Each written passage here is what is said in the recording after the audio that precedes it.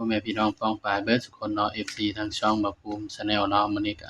สิมาตามแนวทางพี่น้องคือเก่าเนาะสำหรับหวยลาวสตาร์เนาะพี่น้องเนาะงวดวันที่14เนาะครับเนาะมาเบิ่งผลมันออกกันเนาะพี่น้องเนาะสำหรับลาวสตาร์เนาะมื้อนี้ผลมันออกเนาะข้างบนเนาะ726เนาะข้างล่างออก53 726 53เนาะให้เด่น8กับ9เนาะก็ถือว่าหลุดเด้อพี่น้องเด้อนี่สำหรับแนวทางเฮามื้อนี้เนาะก็ถือว่าหลุดเนาะครับเนาะเนี่ยเด่นบ่มาเนาะครับเนาะนี่สำหรับแนวทางลาวสตาร์มื้อนี้ก็ถือว่าหลุดเนาะก็ต้องขอโทษขออภัย FC เนาะครับเนาะหลุดพี่น้องหลุดนี่เด่น9กับ0เนาะบ่มาเนาะครับเนาะนี่สำหรับสูตรนี้ก็ถือว่าใช้บ่ได้เนาะพี่น้องเนาะนี่6390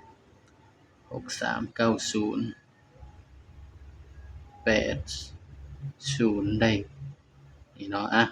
ไปกันต่อเนาะครับเนาะสำหรับงวดวันที่15เนาะพี่น้องเนาะบัดนี้สำหรับลาวสตาร์เฮาก็ไปกันต่อเนาะมันออกมื้อนี้เนาะ53 726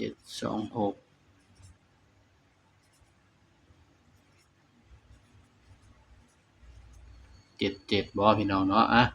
ไปกันต่อพี่น้องงวดวันที่15บาดนี้สำหรับลาวสตาร์เฮาเนาะวันที่15มกราคม69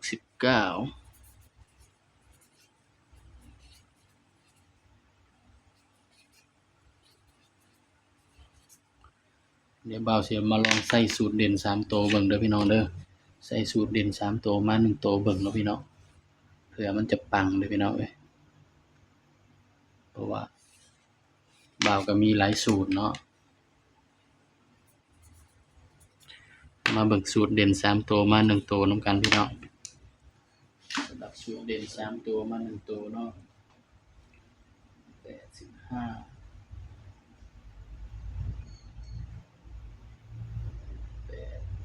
8 7 7 8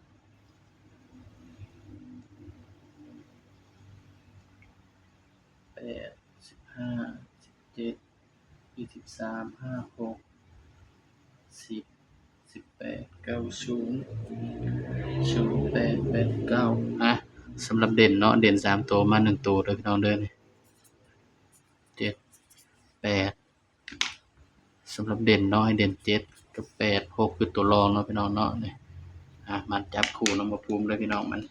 มาลองใส่สูตรเด่น3ตัวมา1ตัวเบิ่งเนาะครับเนาะสำหรับ7เนาะก็สิมี79 70 71 89 80 81 6เนาะ69 60 61นี่ก็คือสูตรเด่น3ตัวเนาะมา1ตัวเนาะพี่น้องเนาะ77 66 88เผื่อมันมาเบิ้ลเนาะครับเนาะสำหรับเด่น7กับ8เด้อพี่น้องเด้อสำหรับหวยลาวสตาร์เนาะงวดวันที่15เดือนมกราคม69เนาะพี่น้องเนาะให้เด่น7กับ8เด่น7กับ8มาเบิ่งสูตร3ตัวนำกันพี่น้อง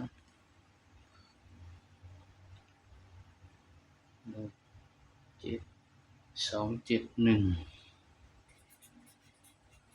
271 165 71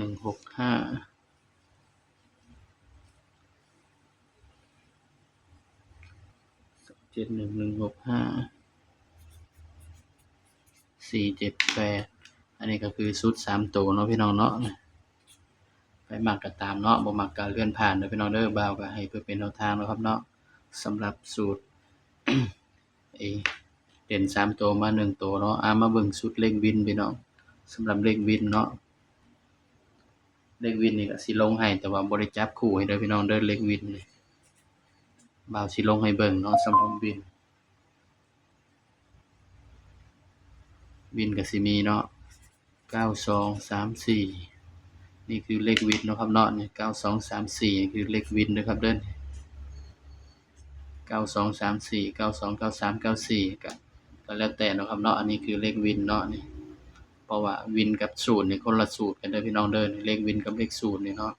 อย่างวินมื้อนี้เนาะได้หยัง ำหรับบินมื้อนี้เนาะได้5890เนาะนี่ก็